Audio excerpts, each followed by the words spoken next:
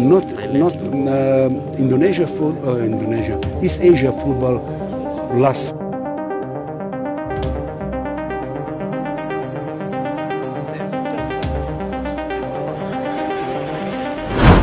Begini pengakuan pelatih Cina yang tak terima usai kalah lawan Indonesia di GBK, sampai sebut Indonesia curang dan dibantu wasit.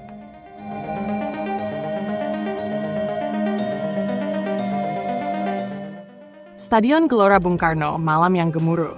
Seluruh isi stadion seakan berubah menjadi lautan merah putih yang tak berhenti bernyanyi sejak peluit awal dibunyikan. Namun, di balik gegap gempita kemenangan Timnas Indonesia atas Cina dalam laga panas kualifikasi Piala Dunia, muncul sebuah reaksi mengejutkan yang langsung menyebar bagai bara api di tengah jerami kering. Pelatih Timnas Cina secara terang-terangan menyebut bahwa Indonesia menang dengan cara yang curang. Ya, dunia sepak bola kembali diguncang pernyataan panas dari sosok pelatih senior asal negeri tirai bambu. Dalam konferensi pers pasca pertandingan yang seharusnya menjadi ruang analisa dan evaluasi, ia malah menggelar panggung tuduhan. Dalam nada tinggi dan wajah memerah, pelatih Cina itu menyebut bahwa wasit yang memimpin laga malam itu telah merusak integritas pertandingan dan secara tidak langsung memenangkan Indonesia melalui keputusan yang ia sebut memalukan. Apakah ini yang disebut sepak bola adil? Jika seperti ini caranya, mengapa kami harus repot-repot bertanding? Mereka Indonesia tidak menang karena permainan. Mereka menang karena bantuan dari luar lapangan. Ucap sang pelatih sambil mengetukkan jarinya ke meja konferensi pers. Ketika wasit menunjuk titik putih dan memberikan penalti kepada Indonesia, sebuah keputusan yang ia klaim sebagai bentuk nyata keberpihakan. Tanpa menyebut nama sang pengadil lapangan, pelatih Cina itu mengatakan bahwa ada tangan-tangan tak terlihat yang ingin memastikan Indonesia lolos dengan kemenangan. Sentuhan ringan di kotak penalti itu biasa terjadi dalam setiap pertandingan. Tapi kenapa hanya saat itu dan hanya kepada kami yang berujung penalti? Sangat jelas ini permainan licik. Kami merasa dicurangi, tambahnya. Kini dengan nada suara lebih emosional. Pernyataan itu langsung menyulut berbagai reaksi. Media-media lokal dan internasional mulai memberitakan klaim kontroversial itu dengan berbagai sudut pandang. Di media sosial, tagar seperti "Hehe wasit bantu Indonesia" dan "China tak terima" langsung trending dalam waktu singkat. Namun menariknya, sebagian besar warganet, terutama dari Indonesia, justru menanggapi tudingan tersebut dengan tawa sinis dan komentar tajam. Kalau kalah, jangan cari kambing hitam. Belajar dari kekalahan itu lebih bermartabat, tulis seorang netizen yang disukai lebih dari 100.000 pengguna lainnya. Pihak PSSI sendiri belum memberikan pernyataan resmi terkait tudingan itu. Namun sumber internal menyebut bahwa mereka siap melaporkan pelatih Cina ke AFC atas dugaan pelanggaran etika karena melontarkan tuduhan tanpa bukti terhadap integritas pertandingan. Namun bukan hanya PSSI yang bereaksi. Pelatih kepala Timnas Indonesia, Patrick Kluivert, yang biasanya dikenal tenang dan diplomatis, malam itu tampak sedikit kehilangan kesabarannya.